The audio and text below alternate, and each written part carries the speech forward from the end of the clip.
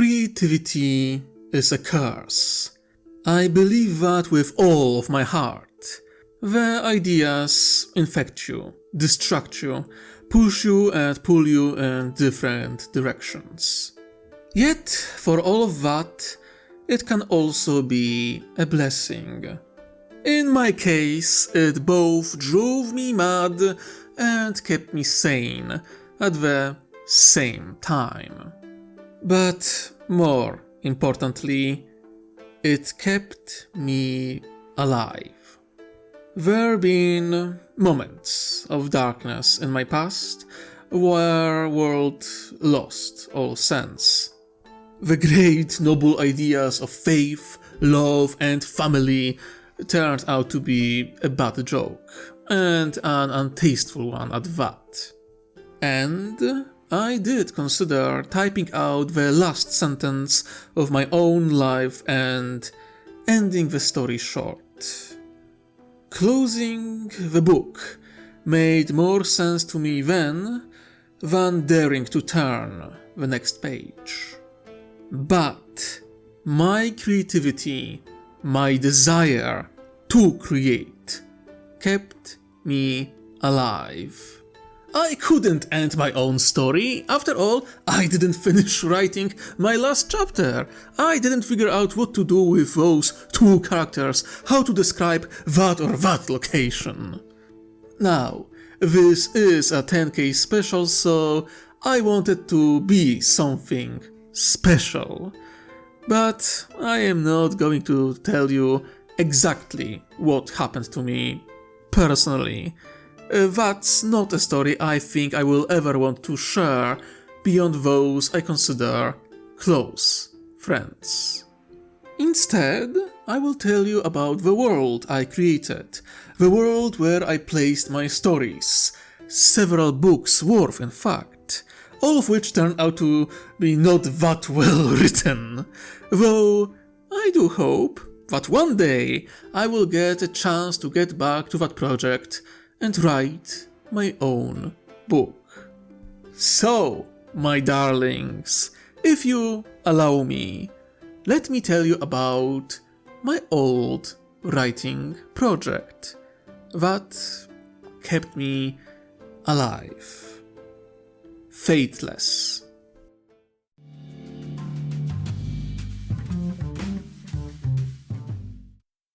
The project that would become Fateless started as far less creative and far more edgy demon. It was set in a fantasy world where our daring hero, Dan de Rin, a boy cursed by great power, exiled from his home, would travel the world, discovering ancient truths and becoming an anti-hero type of character, allied to the far cleaner and far more righteous, true heroes of this age of the world. Yes, I know how edgy and teenage energy this sounds. Fortunately, the whole project was shit and didn't go anywhere. You know how some writers can't stop themselves from exploring every nook and cranny of the world, giving screen time to every character? Yeah, that was me. The story basically stood in one place because I couldn't get the narrative going. And I had multiple attempts at writing this story, each well over 100 pages long, and all of them ended in failure. Finally, I reached my breaking point, said, fuck it, let's move away from the classic fantasy era, let's jump 400 years into the future, and just to spice it up, let's kill magic as well, because I couldn't figure out proper magic system for the story. And I kid you not, this idea somehow worked. Not the first time around, but at my second attempt, I basically wrote 2 books. They were never published. I was posting them on a small Polish writing forum at the time, wasn't much about sharing my work with people then, and when I tried to post it on a bigger sites, it was basically ignored. Not a fun experience, but that's life for you. But yeah, going back to the story. Taking the fantasy setting of Demon and moving it 400 years into the future, at the equivalent of the start of the 20th century, worked wonders for my ability to create an intriguing story, especially because this was a post-fantasy steam/dieselpunk setting. That's the setting of the Fateless. The story takes place in a divided world, where early socialist revolutions of previous century split the planet between old, revolutionary, and new world. That is, old world being old monarchies, revolutionary world being all the socialist, communist, and anarcho-syndicalist states that rose during the so-called shattering in 1848 of the imperial calendar, and New World being all newly established republics and nationalist dictatorships that emerged as an alternative to both monarchy and socialist revolution. Something of a second attempt of democratic movement as the equivalent of the French Revolution in this world at the end of the 18th century ended in total failure. You can see here on the map of the world that I created how divided the planet really is. Compared to our own, Veral, as this is the name of the world, experience equivalent of 3 world wars that are known as revolutionary wars, each of them increasing in brutality, scale, and weapons used in them, from typical tanks to steam/dieselpunk mechs. The first war, the Shattering, was more or less won by the revolutionaries. They managed to establish themselves as sovereign states, mostly in the colonies that were brutally exploited by the old world. The second war was the counter-offensive of the old world, where they managed to recapture some of their former colonial holdings and cause several socialist states to have internal civil wars and drastic reforms, transforming them into nationalist tyrannies or democratic republics. The third war was won by no one. Not only former allies started fighting against one another, which was especially visible among the old monarchies, but the war ended not because of strategic or diplomatic victory. It was ended by a plague. The White Death, as it was called, emerged without warning throughout the trenches of a third war. The sickness that could remain dormant for years and quietly spread for months was able to kill a person in 3 to 30 days. Entire front lines collapsed as soldiers sitting in the trenches suddenly fell over dead, one by one in the matter of days. The regiments sent forth to exploit gaps in the front fell dead during the advance, achieving nothing. The war killed 72 million around the globe. The plague killed 114 million. And that's only the direct deaths. The breaking of supply chains, the fear, the panic, the famine that gripped the world took tens of millions more. It is estimated that well over 200 million souls between 13 and 14% of the total world population was lost to the war, the plague, and following chaos in the world. An event so devastating, some called it the Second Shattering, the War of Death, or simply Doom. I think you can understand why, with such catastrophic losses, 18 years after the end of the Third War, not one country is ready for a rematch. Not that they aren't preparing to do so. Death of hundreds of millions never stopped those in power in planning a war, and even in the war where only death was a victor, wouldn't stop them either. The year 1907 of the imperial calendar is a period of slow recovery and healing the wounds from a war that ended almost 2 decades before. But it is also the moment when the project initiated in Anno's empire at the end of the last war would finally bore true results. Through inhumane research and rediscovering of long-lost knowledge, the Empire commenced the Archangel Project, intending to create a superhuman, a tool to ensure that the Empire that stood for almost 2 millennia and endured the great catastrophe, the death of magic, would rule supreme over the continent, and maybe even the world.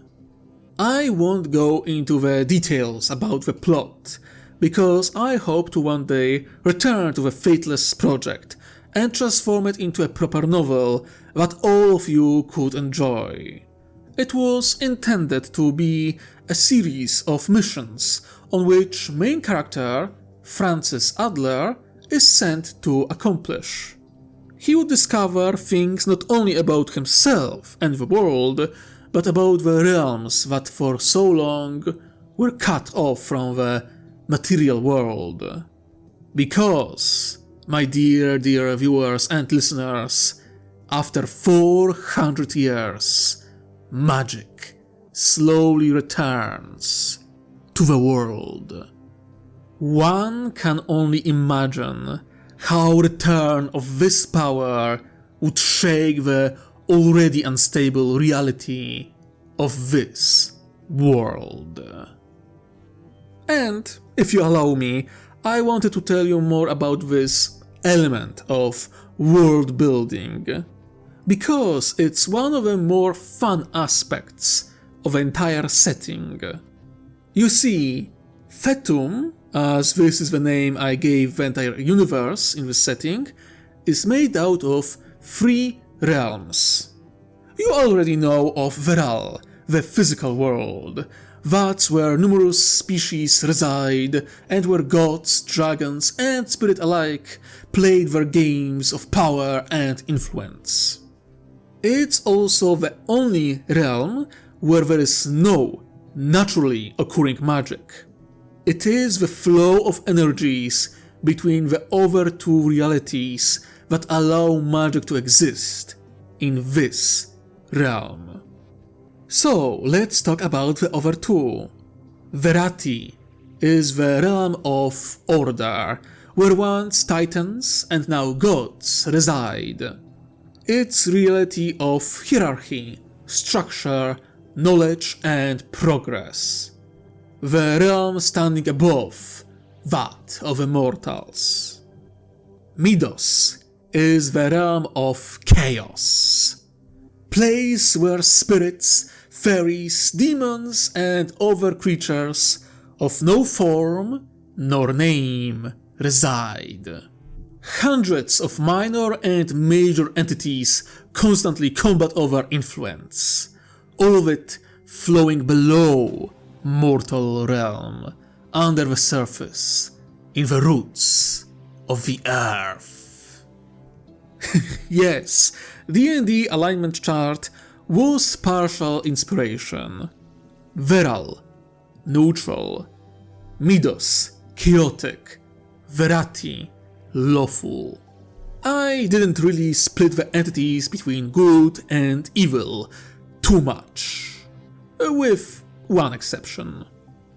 But explanation how the god of corruption came to be and why so-called higher beings can't be fully good or evil anymore would take too much time, and the explanation would probably bore you to death. What I can tell you are some fun details about the relation between those three realms and about the higher beings. Magic is native to Midos and Verati, and how to explain it? The magical energy kinda acts like water? The warm, chaotic magic flows up through Veral into Verati, where it cools down, and this cold, orderly magic flows down to Midos. Magic in Veral exists thanks to this constant flow of power between the other two realms. More than that, the living beings of Veral can enhance or change the flow of those currents with their actions and faith.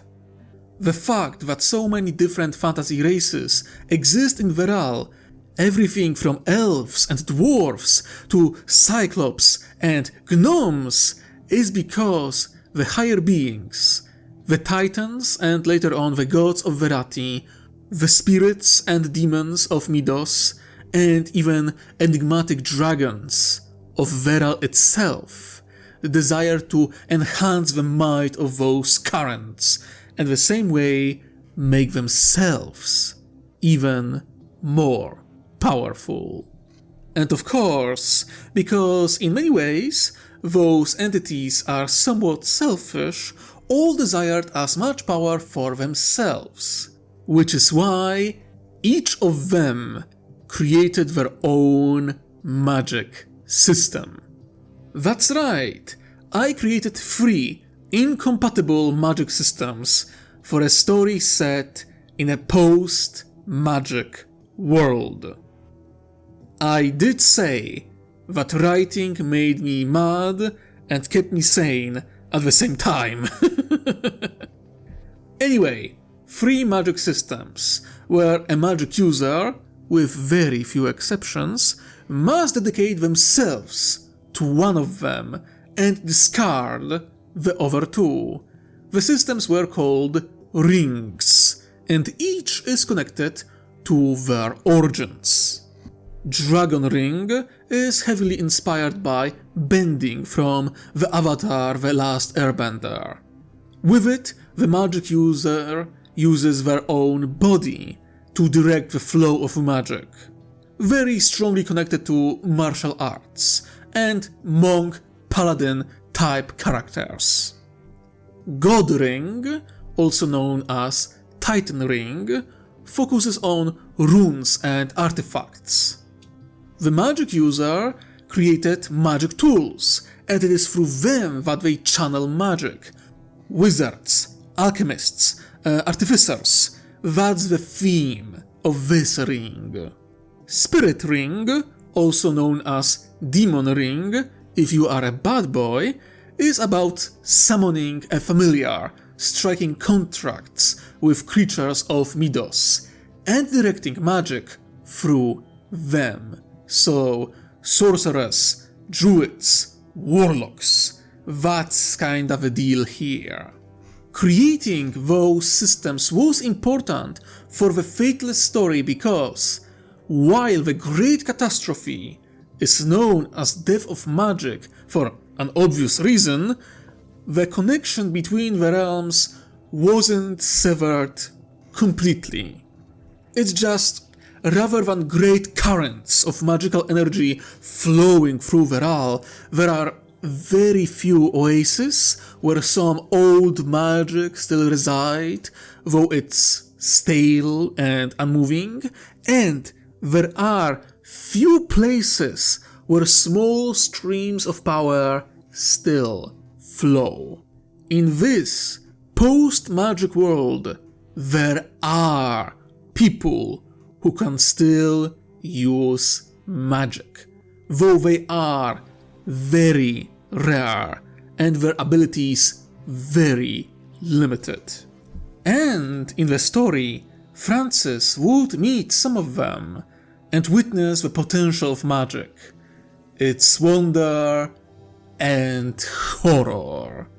And that's important because even though magic is seemingly long dead, this is a post-fantasy world, and the remnants, the scars of that old magical world of wars between gods, dragons and demons alike can still be found.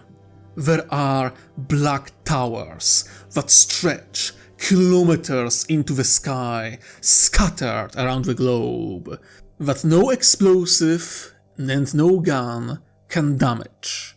Once part of a teleportation network created by one of the greatest demigods, now stand silent and close to all, inactive and sleeping. A mountain path, seemingly perfect for a new railroad, remains inaccessible to all, as an echo of an ancient battle between higher beings disrupts the laws of physics. Gravity flips, electricity jumps between mountain peaks, and whispers of long dead haunt those who dare to use this path. Chunks of once great floating magic city still float aimlessly in the place where the great metropolis once fell and shattered into pieces. The magic power stored in great crystals pulses with power, driving all who get close mad.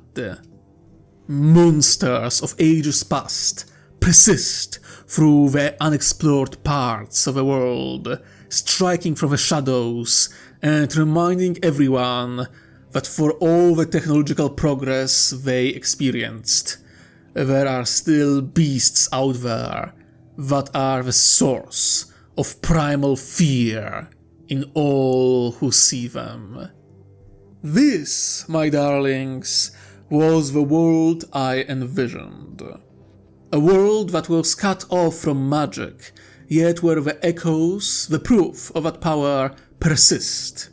The world that moved through the Industrial Revolution and experienced wars on a scale and barbarity that dwarf even those of our own world, and where this old power is returning. How will this power be utilized? How will it change the rules of the game? How will the technology and warfare evolve as knowledge thought once lost will be rediscovered and relearned? That was to be the hook, the mystery of the setting. And hopefully it will be, if or when I return to this project. I could tell you so much more about this world, about origins of different races, the history of the world, the geography, the solar system, the 2 moons you can see in the sky, about different calendars, faiths, higher beings, and those entities that stand above even them. But I believe this is more than enough for today. I hope this little glimpse into the world I created was entertaining, and that it was a satisfying 10k special for this channel. Just a heads up, the next special will be when we reach 20k, as last time I posted the 9k special video when the channel already reached 10k subscribers, so I will spread them out a bit, if you don't mind.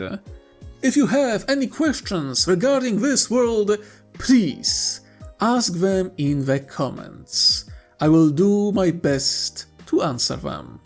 Special thanks to JDS Arte, the artist responsible for the book cover I intended to use for the first part of the Fateless series, The Deadlands. He is also responsible for my main profile picture, so if you didn't before, now you know who is responsible for this little portrait. Now, I would like to give shout-out to the highest tier of my Patreon supporters, Masters of Hard Heresy: Josh Travis, Cell, Rizda9, Boromir 117, and Heimko. Thank you for your generous support. If you wish to support me directly, join my Patreon, donate through Ko-fi, or buy my merch. I would appreciate it very much.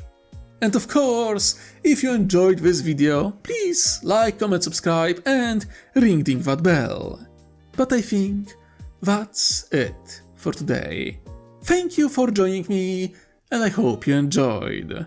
Now, my dear viewers and listeners, remember, wherever you are, whatever you do, try to enjoy yourself while you can. I wish you most heretical day. Ta-ta!